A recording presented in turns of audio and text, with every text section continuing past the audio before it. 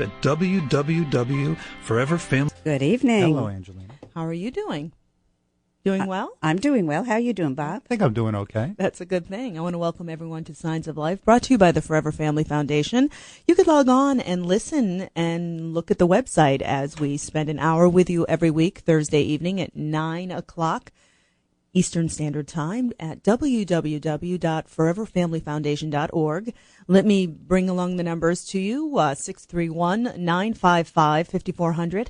We have a very interesting guest this hour coming up shortly, Dr. Julie Beischel, who is currently a co-director at the University of Arizona, who is continuing the very important work that Dr. Gary Schwartz is very well known for, and that's research mediumship. So get your questions ready for later on today.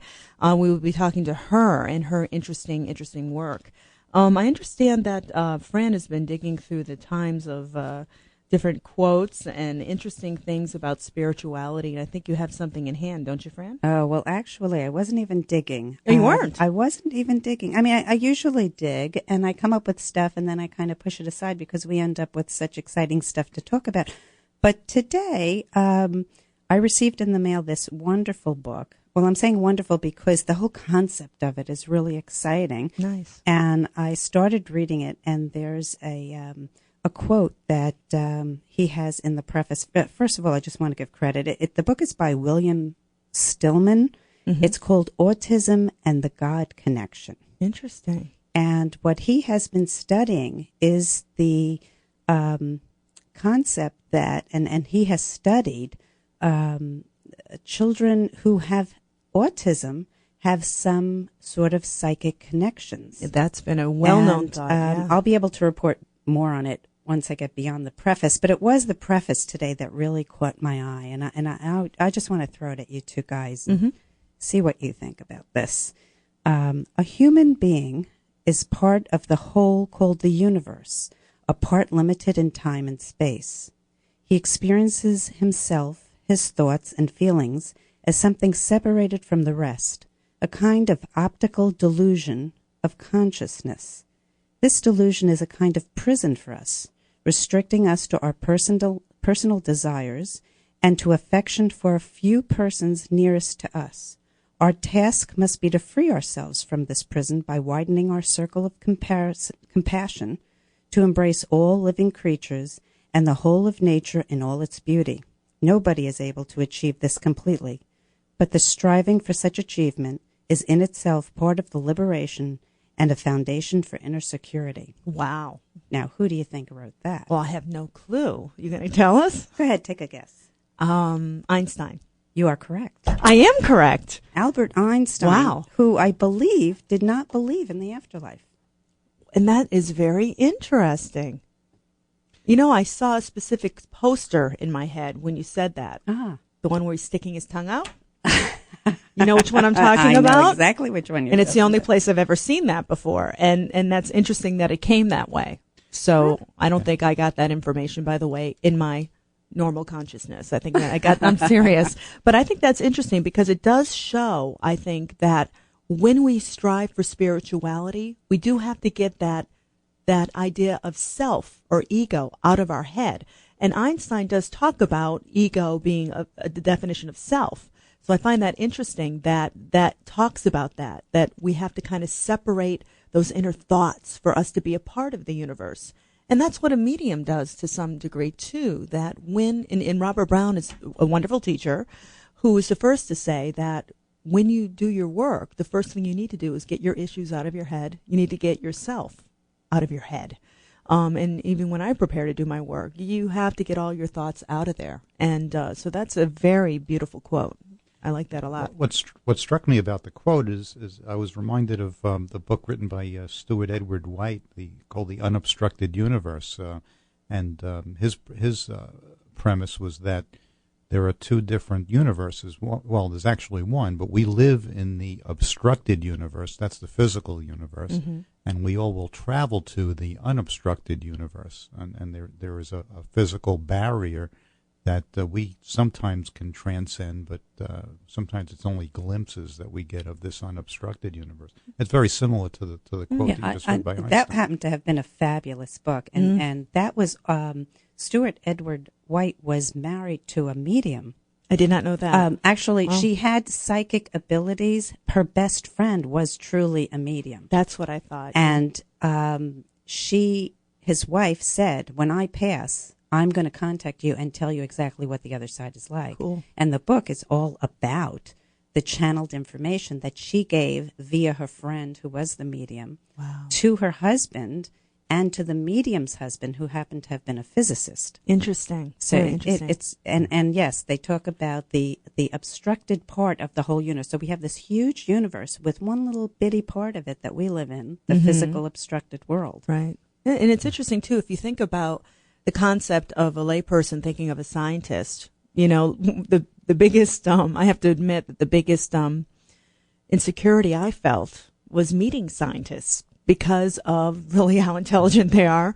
And coming from a medium's point of view, working pure from spirituality, and you meet someone like Dr. Schwartz and you hear this statement from Einstein, you can see that with the most brightest scientific minds, they always come back to universal and spirituality thoughts. It's cool because I think it's real cool. It's the left brain allowing the right brain to exist. Yes, we were talking about that earlier today too. And it's interesting that you say that, because I was speaking to a student today where very analytical kind of a student, and we were talking about bringing out artistry and being more artistic to bring out your psychic nature. And of course, when we talk about Hollister Rand, being very musical as she is, and she teaches classes about the vibration of music, that you can kind of see that the brightest minds in the world, if they, like the Einsteins and the Dr. Gary Schwartz, have this ability to use both sides of the brain. And when they do that, they bring out the most profound and interesting thoughts about universal things and also spirituality. And I find that very interesting that if we can get mediums, perhaps, to use what they have in a creative mind, because I find most talented mediums are very creative. So if you go from that point of view and you teach them to maybe think more about the scientific end of things, imagine how it could propel mediumship. So you've got an interesting concept there. It's very, very nice. And speaking of Hollister, did you have something else to say, Bob? I just thought it was interesting that Einstein refers to it as an optical delusion, you know, and that the delusion being what we perceive as being separated from the universe, and he refers to it as a prison. So perhaps our task here in this physical is to break out of prison, you know, and feel this oneness with the universe. And unfortunately, a lot of us work our whole lives trying to do that and never succeed. But that's true. That's very true. And if you think about it, too, when he talks about restricting us to our personal desires and affections for a few persons nearest to us, we think about wanting to reach the other side, which is so outside of our realm of what we see in front of us. And if we think about his concept, could it then, in fact, increase our ability, or people who are not mediums, to reach their loved ones? So it's really a very profound statement. Thank you for bringing it, Phran. It's really cool. I just want to again thank William Stillman for putting that in his preface of his book. And what's the name of the book again? The name of the book again is Autism and the God Connection. Very interesting. I have a nephew who's autistic, so it'd be very interesting to read that book. We also have an event coming up, too, that I wanted to talk about on October 21st. I just mentioned the name Hollister Rand, and she's going to be donating her time. She's a very generous medium, donating her time to the foundation and doing an event for us, Phran. Isn't that correct? That's right. She's going to be at the Huntington Hilton on October 21st from 2 to 4:30, doing spirit communication. And it's going to be a very special Saturday afternoon. There are going to be light refreshments. And it's kind of a great way to spend a fall Saturday afternoon. That's right. Fall Harvest Memories. I love the name of that. What number can they call if they want to get tickets? They can call 631-425-7707, or they can go to foreverfamilyfoundation.org, and they can purchase tickets right on the website. That's wonderful, and I highly recommend. I know that there are a lot of people that know who Holly is, but if you've never had the chance to see Hollister Rand's work, please, you should check her out. She's an absolutely astounding medium and very healing at that. We have a guest coming up in a few minutes, and I just wonder, if you've ever wondered really if mediums are really communicating with spirits on the other side, I think that when you come to talk about research mediumship, it really does make you pause and think about how science is looking at it. And really, how do mediums hold up under the scrutiny of science is probably the big question. And Dr. Julie Beischel will be here, and we will be taking your calls at 631-955-5400. So if you have a question about research mediumship, if you've ever wondered what it was like to construct an experiment, or even wonder what it's like to be a sitter in an experiment, because I know there are a lot of people out there that are curious to be part of the science. She can certainly talk to you about that as well. And of course, most of us are fully aware of Dr. Gary Schwartz's work. And I believe in his book, he wrote a quote that I'd like to quote right now. He says, "I can no longer ignore the data and dismiss the words. They are as real as the sun, the trees, and our television sets, which seem to pull pictures out of the air." And that's when he is talking about mediums. So I find it interesting when we compare Einstein's words, this very intelligent, incredibly smart scientist, and if you read those words, they don't sound scientific, yet they come from a scientific point of view. And then you take Dr. Gary Schwartz's point of view about mediums, and it sounds just as eloquent as Einstein. You know, it's not very intimidating. So folks out there, science doesn't have to be intimidating. I think that's the big word. What I'd like to share about that. Bob, you're very quiet tonight. Any thoughts? I'm a good listener. Yes, you are. I think he's taking the night off. Well, with mediumship, there people have been studying mediumship for a century now. I know. And I think what's really improved is the methodology. Scientists such as our guest today keep refining their techniques and their procedures to better answer the claims made by skeptics. And, right. And the better we design these experiments, the more convincing the data becomes. That's very true. And And it'll be interesting to hear just how mediumship is studied in a lab. When you think of scientists, you don't think of studying mediums, and certainly don't think of a laboratory. So I guess we're going to find out what that's about. Well, it's so funny because from a layperson's point of view, or even a medium's point of view, it seems hand in hand. When you think of mediumship, you think of energy. When you think of energy, you think of science. So from my point of view, it seems very, very hand in hand. And I know that's so logical, Well, it is. Well, what do you know? I'm a logical and compassionate person. Wow, isn't that interesting? But it's true, though. It's very true when you think about it. But some people that I think are sometimes on the other end of science, like way up there in the entangled mind theories, so to speak, which are very brilliant, but for me, kind of too heady, frankly. They don't think of mediums as being part of scientific research. They challenge it to some degree. Oh. Well, I think it's what all it boils about down to is, scientists, what do? They search for the truth, and there are many things that scientists are involved with that we don't traditionally think of as true science, but any search for the truth is considered to be science. Yeah, but if we think of our concept of team science, one of the reasons why the Forever Family Foundation wants to bring team science together is to maybe have some of these scientists get off the fence and actually make statements like Dr. Gary Schwartz made in his book about mediums. So I think to some degree that science can kind of get caught up in the loop of being scientific and always searching for the questions, but never saying that there's an answer. Wouldn't you agree? Yeah, it certainly.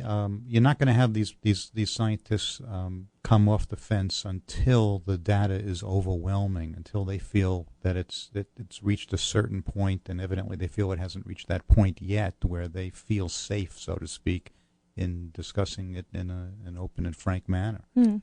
And that's what we hope that the foundation will help to aid. And there has to be commonalities in all these different branches of science to discover the real meaning of consciousness. That's very true. And if you'd like to check out more about the Foundation's goals, please go to www.foreverfamilyfoundation.org.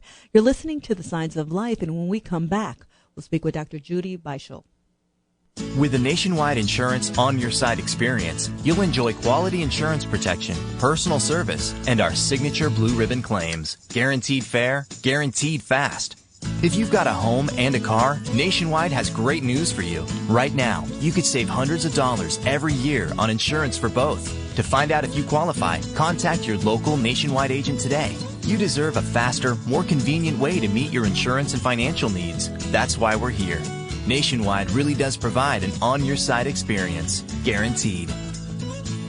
To find out how much you can save on your auto, home, or business insurance, call us at 516-766-4025. 516-766-4025.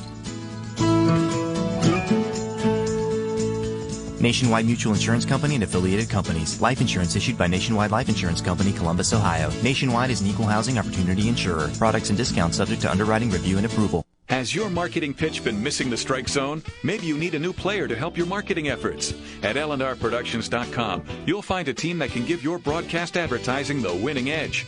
L&R Productions has produced award-winning jingles, radio and television commercials for many businesses just like yours. Radio and television advertising work, but you need the right game plan. Make sure you're getting the most out of your ad every time it airs. www.L&Rproductions.com. We'll throw strikes for your business every time. For years, people have been reporting communication from those no longer in our physical world. Historically, science and religion have taught us to ignore such messages. Yet, there is now substantial scientific evidence to the contrary. In response to this, the Forever Family Foundation has developed a sign registry to demonstrate the existence of this other dimension. On our website, people can register signs that they, after passing, plan on communicating to a specific loved one. Upon the registrant's passing, the stored information can be verified by the recipient of these signs. Participants will be taking part not only in a grand scientific experiment, but in providing the greatest gift of all, the knowledge that we survive our physical death. For more information, contact the Forever Family Foundation at 631-425-7707, or you can find us on the web at foreverfamilyfoundation.org. Or to register a sign, go directly to thesignregistry.com. I would like to introduce you to the Forever Family Foundation, a nonprofit organization whose mission is to provide a forum where individuals and families who have suffered the loss of a loved one can turn for support, information, and hope. We believe in the continuity of the family, even though a member has left the physical world. The Forever Family Foundation is a joint effort of scientists, research mediums, and interested people who support the premise that life does not end with physical death. We wish to prove that the bond of the family cannot be broken even by death. We invite anyone who's trying to cope with the loss of a loved one to contact the Forever Family Foundation at 631-425-7707. That's 631-425-7707. Or you can find us on the web at foreverfamilyfoundation.org. Welcome back to Signs of Life, brought to you by the Forever Family Foundation. And I'm your host, Angelina Diana, along with Bob and Phran Ginsberg. And just a reminder, if you would like to be a part of the program today, we encourage people to be interactive with us. We'd like to know your thoughts. If you even disagree with what you're hearing, that's what we're here for, is to talk about the science and to talk about the work. You can contact us at 631-955-5400. We'd like to take the time right now to welcome our next guest, Dr. Judy Beischel. She's currently the Assistant Director of the Veritas Research Program in the Laboratory for Advances in Consciousness and Health in the Department of Psychology at the University of Arizona. She's also the first recipient of the William James Postdoctoral Fellowship in Mediumship and Survival Research. Welcome to the program, Doctor. Thank you. Can I ask you, what is the correct pronunciation of your last name? I've been butchering it. Did you say Judy? It's Julie. No, I said Julie. It's probably my Connecticut accent coming through. And it's Beischel. Beischel. I'm so sorry, That's Doctor. That's okay. A lot of people mess it up. I will call you Doctor. Okay. You did say Dr. B. Dr. B, I like that. It's easy. It's easy. See, I grew up in an Italian family with a father with a heavy accent, and my mother was from Massachusetts, so I was really in big trouble growing up. But we do want to welcome you to the program and to Signs of Life. Well, it is our honor to have you. We really do appreciate this, and it is really a wonderful thing that you're doing to really further research mediumship. It is really, I think, a topic that some scientists stay away from, and some really take it on like a juicy hot steak. They really, really appreciate the opportunity to work with mediums. What was your first motivation for wanting to be involved in survival of consciousness? I had experienced a personal family member died, and so I was raised Catholic, so I had always just had an abstract idea of like there's a pretty place with clouds, like it wasn't a real specific idea of the afterlife. And once someone close to me died, then I really started to think about what is it and, what happens. And so I had seen John Edwards' show on TV, and I looked on his website, and Gary Short's name was on his website, and I was in grad school at the U of A at the time. And so I started to look in, read Gary's book and had a mediumship reading of my own, and met with Gary and started talking to him. And then it just, after I graduated, then I was offered this postdoctoral fellowship, and the rest is history. What a wonderful opportunity. Yeah. Now, I understand that the mediumship research program has gone through a transformation of sorts, that while the work of the first and the second wave of mediums is important work, and it's very substantial work, especially if you do read the Afterlife Experiments, it's really quite an amazing book. I understand that there's been quite a few revamping and some improvements made in how you find mediums and how you choose mediums, frankly. Do you want to explain, give our audience the idea of the process of how you go about finding a medium? It's quite a complicated process, actually. What we used to do is just kind of people before. I've worked for in the lab for 3 years now, and so before that, Gary would kind of meet people word of mouth and, sort of do experiments kind of on the fly. Not that they were poorly designed or whatever, but that at some point we said, okay, we really need a strong definition for exactly what a research medium is and does, and a really strong way to test them so that everybody's tested the exact same way, and that when a medium says, I'm an integrative research medium with the Veritas research program, that it means something. So we designed a 9-step screening procedure. Very intense. Each medium, and then our recruitment was online, so we just posted on our website that we were interested in testing mediums, and over 300 mediums contacted us. Needless to say, you have enough mediums. Yes. Actually, recruitment for both mediums and sitters is closed. Like, we have 300 mediums and 350 sitters. Well, that's wonderful, though, that people want to be involved in the process. Definitely. Now, are you allowed to talk about some of the steps, or are they kind of under lock and key? Oh, no, I can talk about okay. I wasn't sure about the process. So once a medium contacts us, then they're, because it's university research, it's regulated by federal human research subjects regulations, and so they're consented. So the medium signs a consent form, and then I'll just go through the steps.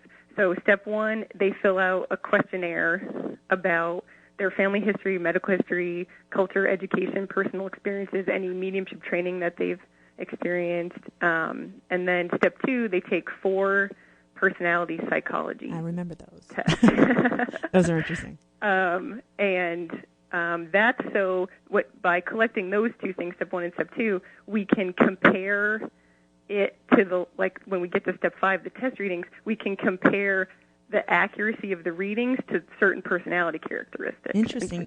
Now, do you actually use that for your data? Yes. Interesting. Yeah. Wow.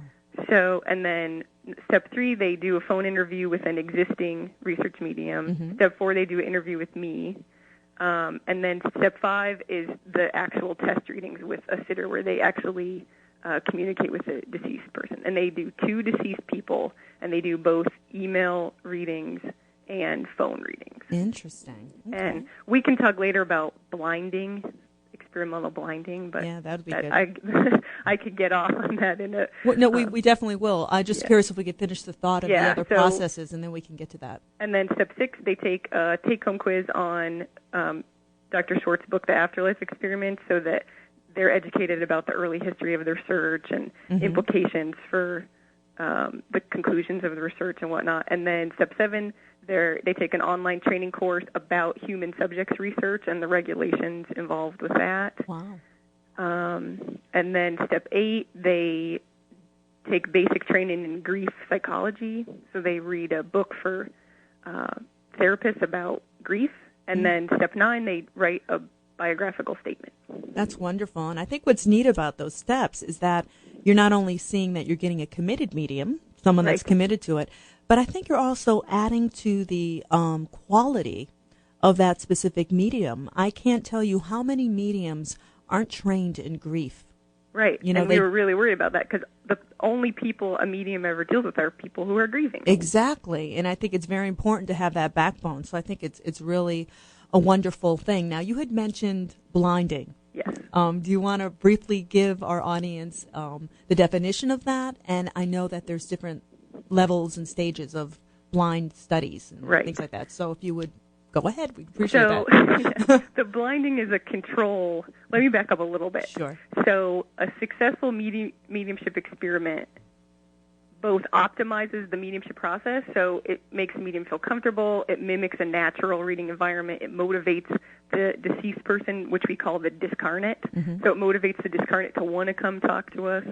And so it optimizes the process and it maximizes the experimental blinding and controls, and that eliminates other explanations besides communication with the discarnate. So it eliminates fraud, cold reading, that the medium was just providing general information, that the rater was biased when they scored the reading, or that there was error on the experimenter part. So a single blind reading, these terms come from medical drug testing. I didn't know that. So in a single blind reading, the patient doesn't know which, or in a single blind, drug test, the patient doesn't know which drug they're getting, whether they're getting placebo or the drug. And then double blind is where the physician providing the medication doesn't know either. Oh, okay. So that's single blind and double blind. So in mediumship, single blind is where the medium doesn't know anything about the sitter. Okay. But that the sitter, when they score the reading, they know it's their reading. So the sitter is not blind to the information, but the medium is blind to the sitter. Okay.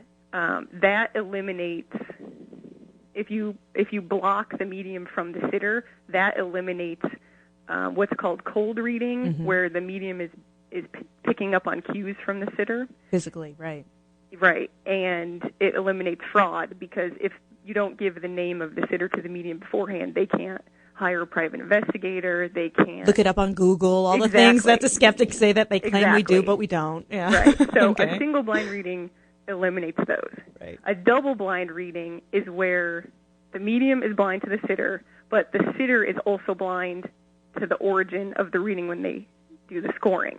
So they get two readings, and one of them was theirs, so they don't hear the reading when it takes place. And then they're just provided with transcripts of the reading. There's a lot of different ways to do it. Yeah, so they get one reading that's actually theirs and another reading that isn't. That's someone else's, right. Interesting. So then that prevents another contamination, which is rater bias, because some people will tend to score a reading they know is theirs better than they would if they didn't know, and some people have a tendency to score it worse.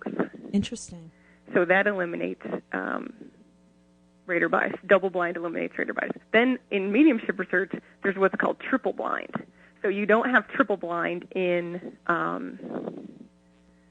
drug testing because you can't blind the pill. That's a good point. So in mediumship research, triple blind is where the experimenter is also blind to any information about the sitter. So the scientist, you mean? Yes. Oh, okay. Can you give us a quick example of how you set up a triple blind experiment? So what we're working on right now are email readings.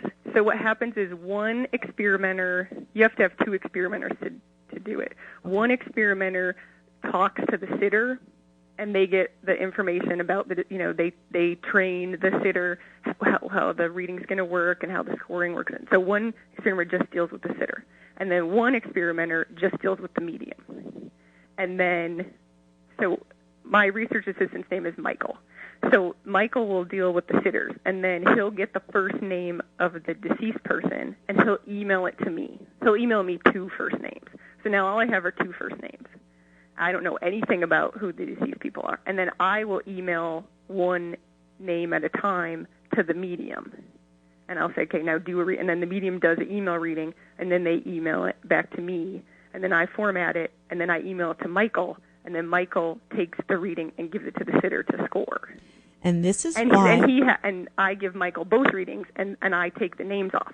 So now when I have the 2 names of the deceased people, I don't know any information about the deceased. And then when Michael gets the readings, he doesn't know which one is which. Gotcha. And this is why research mediumship takes so long.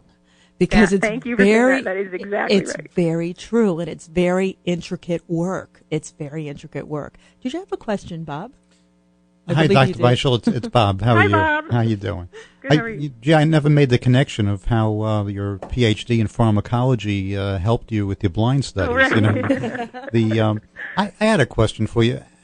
As a scientist and a researcher, how do you distinguish between a medium giving psychic information versus communication from a discarnate?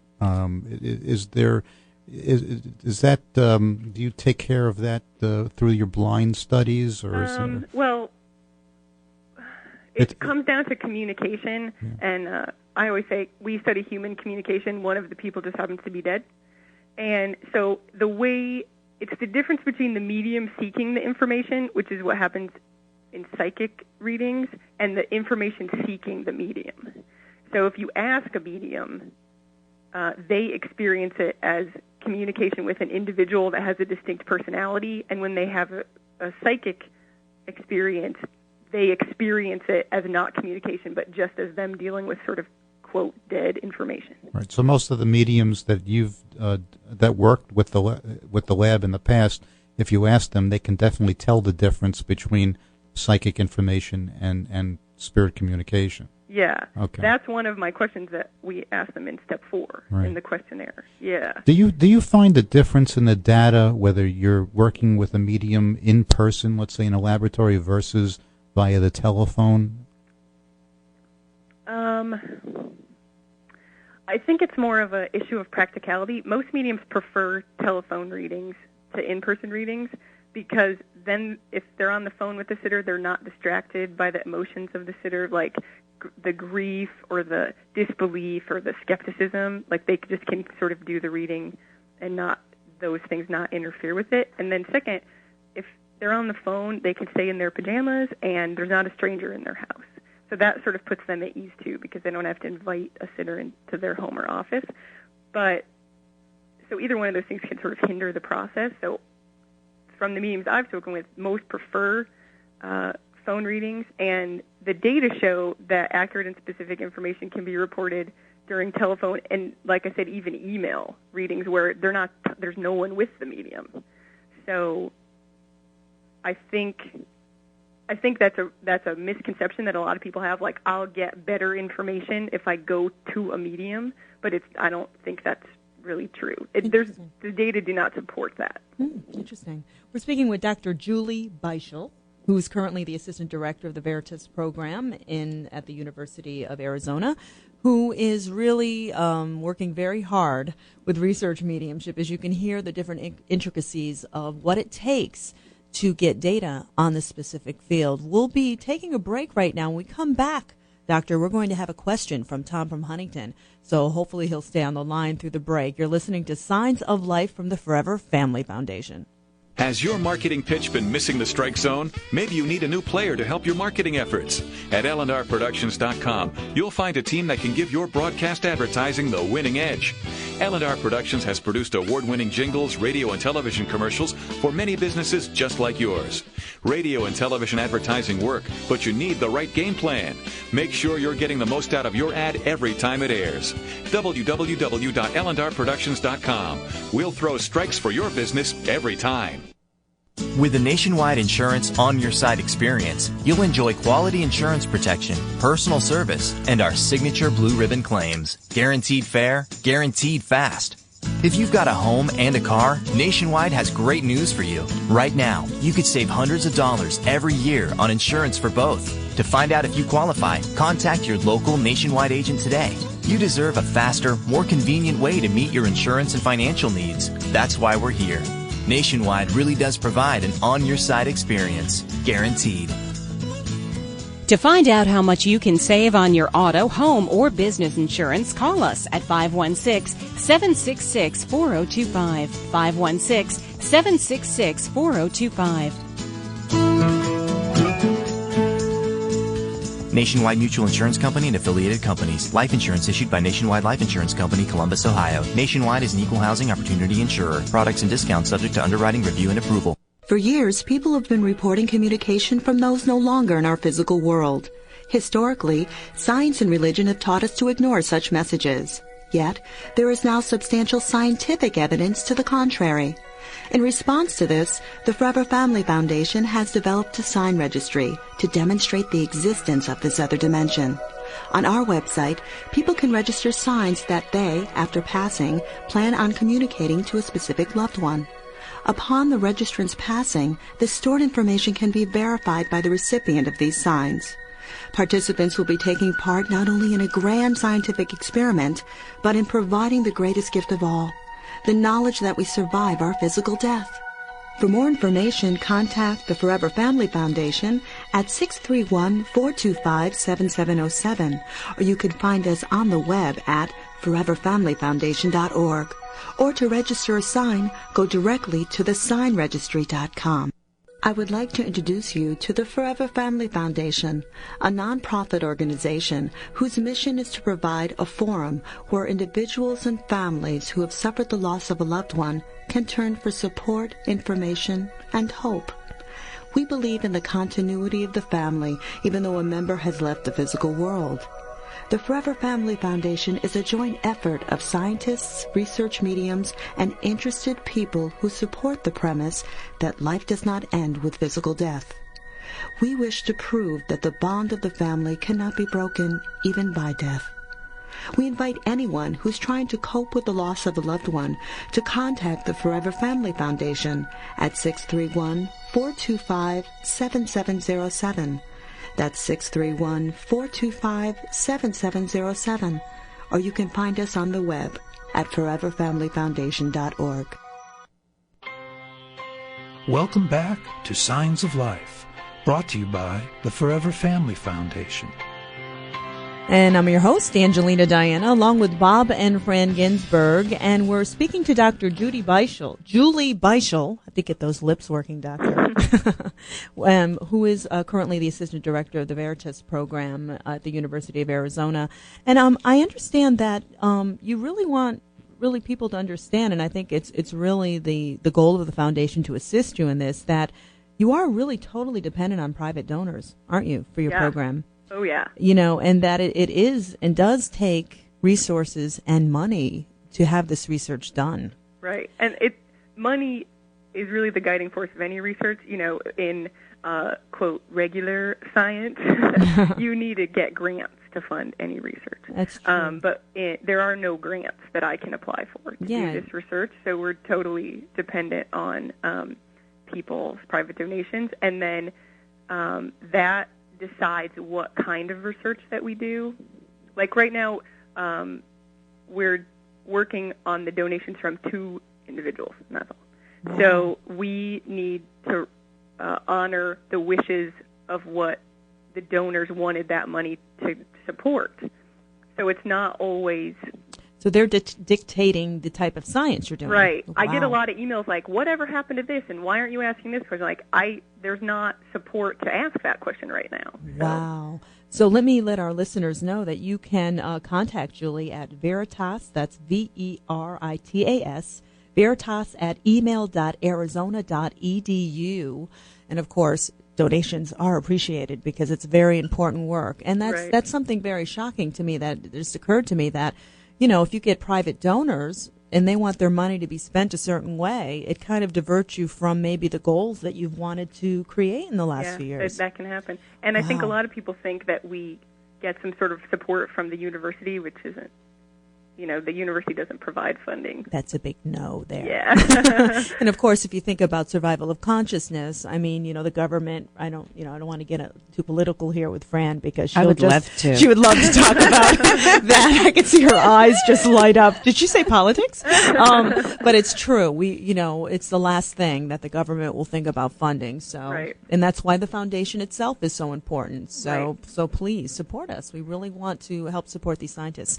We do have a link on our site called support that you can learn what other things you can do too. There you go. So please do go to the website. Would you like to take a call from a listener? I would. Okay, let's take Tom from Huntington. I understand you have a question for the Dr. Tom. Yes, actually I have a couple of questions, if I may. Sure. The first part of it is, in your studies, have you gotten a feel or an idea for the number of people or the percentage of the population that have abilities for mediumship?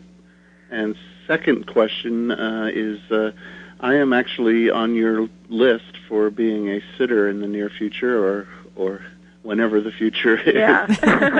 And I was wondering, is there anything that a sitter can do to prepare for something like that, and as far as being open and all that sort of thing? Good question. Okay, so for your first question, I think we haven't done any. There's no data to support this, but it's my feeling that if one human brain can do it, any human brain could do it. Mm-hmm. And I think it's one of those things like some people are born that can play the piano, are born virtuosos. Yeah. And some people can practice their whole lives and never be that good. So I think some people are born with an ability, but that lots of people could develop it. And if you ask a medium what's the difference, they always say openness. That's usually the answer they hear. It's that they're open to experiencing the information, whereas most people, there's no such thing as ghosts.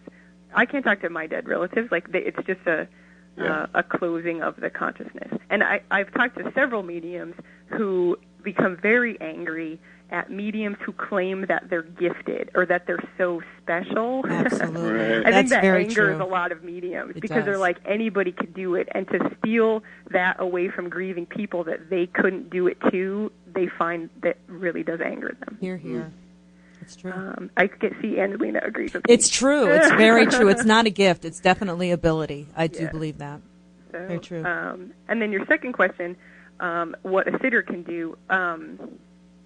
In an experiment, we actually have a step where whichever of us experimenters is dealing with the sitters, when the medium is emailed the name, the other experimenter contacts the sitter and says, okay, the medium has the name now, please ask your deceased relative to contact the medium, so that you're putting the intention that, could you, please go. And then we actually have them request that the other deceased people whose name we didn't give, please do not butt in to the reading, too. That's very interesting, because if you think about it, most mediums feel that they don't have control over who can come through, Exactly. and that the connection with the loved one and the discarnate is actually a stronger connection. And, right. of course, they're not called channels for no reason. That's yeah, right. They're That's very true. Yeah. Wow. Well, thank you, Tom. Those are great questions. We really appreciate your support in the program. Thank you. Thank you. And we wish you luck on getting on that sitter program of 300 people. That's quite huge.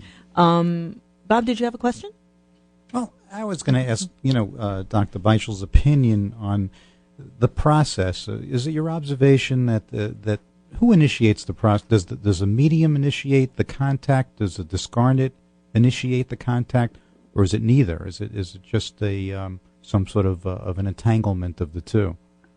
I personally feel it's initiated by the discarnate, because many, many mediums, like when I do phone readings and I call a medium and I'm like, at the scheduled time, and I say, okay, are you ready? And they say, yeah, but here's all the things I already got this morning. Mm. So the discarnate usually shows up early in the day because they're so excited to talk. So I think it's initiated by the discarnate. But the medium, or like we're talking about anyone who's open, needs to be receptive to the communication at the time that the discarnate is trying to communicate. So it might be a situation where the discarnate is looking for some sort of a channel, or some sort of a for lack of a better term, some sort of a conduit, and a medium offers a conduit, so they take advantage of it. Right. Because a lot of, I wouldn't say a lot of times, but it's one of the most evidential occurrences that happens in a reading are what's called drop-ins, and it's where a discarnate that sometimes it's that no one in the reading even knows. The sitter doesn't know who it is, the medium doesn't know who it is, but that the discarnate, just needs to communicate so badly that they find, like you said, they find a conduit. Do you think the same process works in near-death experiences and deathbed visions, where you have, in a near-death experience, you have somebody that has had some sort of a violent accident or surgery, or they're propelled into this vision or this experience? It wouldn't seem logical to me that the discarnate, was waiting for that to happen. So I'm curious as to what might be. Is there any common ground between what a medium does and what somebody that experiences a near-death experience, or an out-of-body, or a deathbed vision? Is there any common ground that we can discover, or do you think that's waiting to be discovered? I don't feel that I know enough about near-death experiences to really comment on that. Yeah. I'm going to leave that to Bruce Grace. Yeah, okay. Doctor, would you mind taking another phone call? We have another question for you. Let's go to Tracy in Westminster, California. Tracy, are you there? Yes, thank you. Hi, Tracy. How are you? I'm good, thanks. How are you? Great. I understand you have a question for the doctor. Yes. When I was younger, my mom and I used to go to a church. It was a spiritualist church that at the end of the service, we would have readings. And the mediums, at that time, there was kind of an etiquette for getting a reading, and part of it was to not say no, like flat out, no, that's not right, because my understanding was that it kind of shut everything down on the part of the spirit trying to come through. And the other thing was to speak up and kind of lift your energy. So my question, I guess, would be, if we're doing it over the internet, and there's a go-between, do you think that would diminish the connection at all? Great question, Doctor. I think that there's definitely a stronger connection if the medium's actually on the phone with the sitter. We even do a portion of the phone reading where it's a three-way call with the sitter and the medium and me, and the sitter doesn't talk for the first part, so I just tell the medium go, and they get the numbers say that they get more accurate information when the sitter's just there listening, whether or not they get any feedback. So it's not necessarily that they're cold reading the sitter on the phone, and then we do a second portion where they get to interact, and then it's definitely more accurate then, but then it is confounded by the fact that the sitter is providing information at that point. So, but there's plenty of accurate information that comes through in an email reading where there's no contact with the sitter at all. So I wouldn't say that it's necessary for information to come through, but it may make the process easier for the medium. Thank you for that great question, Tracy. The phones are lighting up. Would you mind taking another call? No, not at all. Well, let's speak to John from Washington, D.C. John, are you there? Hi. Are you there? Yes, we are. Go ahead and ask your question. I have a question. I've been to 3 or 4 mediums, and I have a loved one that passed away, and I've been told that they're aware of what you're thinking and of your pain and so forth. And my question is, we go to a medium for confirmation, and there's just certain things that if the other party would say them, we'd know right away that there's a connection. And that's my question. How come you don't get the answers that you would really, truly like, and you would know, aha, that's it? Well, one of the things that a skeptic will say, because no one can deny there are words coming out of the medium's mouth, and oftentimes those statements are correct. So a skeptic will say, well, there's all these other reasons why that information could be accurate besides the fact that a deceased person was communicating with them. And one of those things is they're reading the mind of the sitter. So it may be that the deceased do not say what you're trying to get them to say, because then you can always fall back on that and say, oh, well, the medium wasn't really talking to my deceased loved one. They were just reading that right out of my mind. That's a very good point. And I think there's more validating information if you're able to get something that the sitter's not even thinking about. And we actually ask that in some of our experiments. We ask the discarnate, please provide information that is unknown to the sitter or the experimenter, but that can be verified later. And that's very validating. And Yeah, we have gotten that. It's just disappointing that there are a few things like, I just can't explain another person that was very important to this person, not naming them. We do get things that later we do find out seem to be true, but it just seems like the obvious. Right.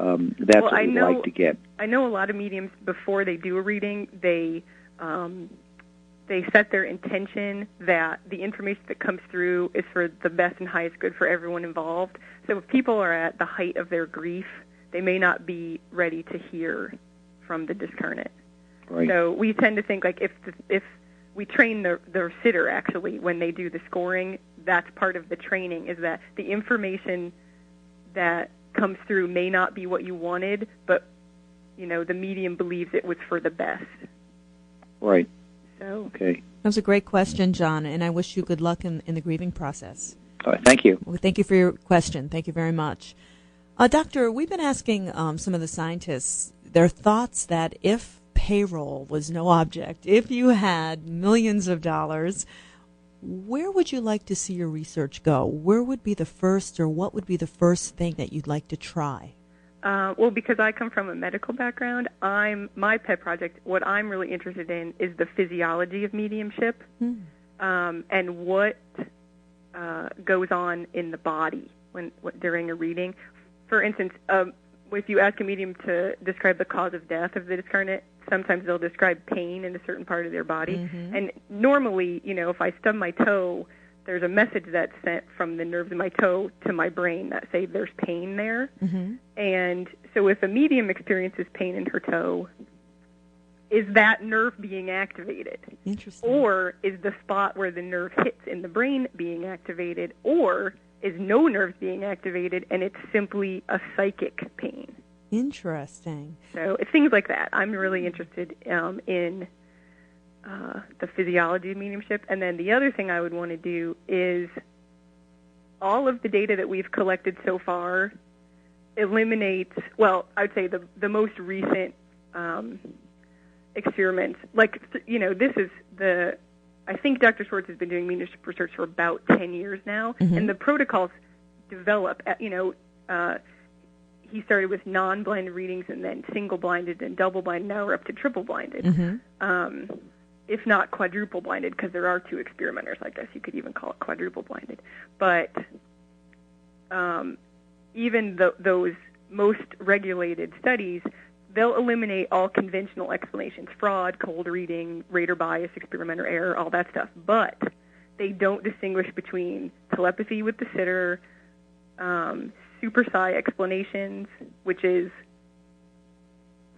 how do I explain this?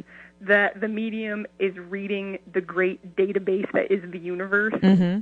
and that they're reading information that's just stored somehow in the universe. So they're not actually communicating with a specific deceased person, but they like that information about that deceased person exists somewhere, and they're just accessing that. Right. So it doesn't distinguish between. As if that was, no small feat exactly. in itself. Well, even telepathy, like, they're just reading my mind. Like that's just reading your mind. Just reading your mind. I know that always amazed me when scientists would say that to me. So the experiments don't distinguish between super psi and survival of consciousness. So what Dr. Schwartz and I are interested in is experiments that actually try and super psi is called a pseudo hypothesis because it's so expansive that you can't test against it. You can't design an experiment that eliminates super psi as an explanation. Right, but it's a hypothesis to begin with, so it's not even proven in itself to some degree, right? Right, that's why it's called. Right. Like, some people refer to it as a pseudo-hypothesis. Right. Because a hypothesis, to be a hypothesis, has to be testable, and the super psi is not a testable hypothesis. But there are things that imply that it's a discarnate and not super psi, like the drop-ins I was talking about, or when the discarnate corrects the medium.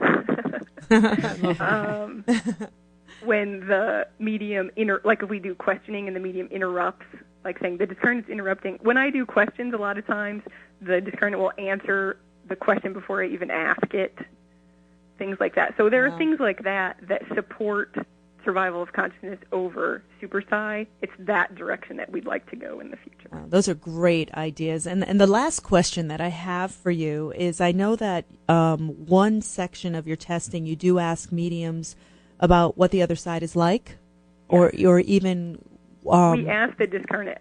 Right, exactly. Yeah, Afterlife. What was the most, if you could find one phrase or one thought, was the most profound answer that you received? Well, what I've noticed from that is it's very, very difficult for the medium. You were talking about this, I think, before you called. Mm-hmm. It's very difficult for the medium to take herself or himself out of that. Mm-hmm. So I think a lot of times we're getting the medium's answer to the question and not necessarily the discarnate's question. Oh, that's too bad. Well, maybe that'll change in the future. Yeah. Well, we do want to thank you, Dr. Beischel, for your time. This was really an exciting hour, and I do want to remind our listeners that, again, this research happens because of you, because of private donors.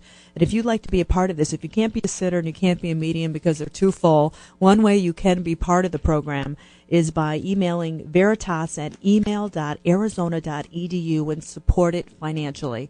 We want to thank you again, Doctor, for your time and your important work. Thank you for having me. Thank you.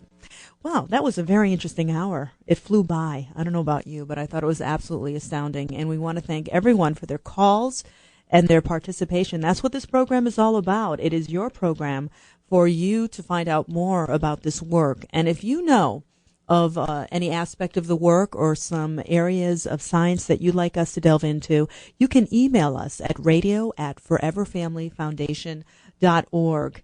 And you know what that music means, right? Yes, we do. Our time is up.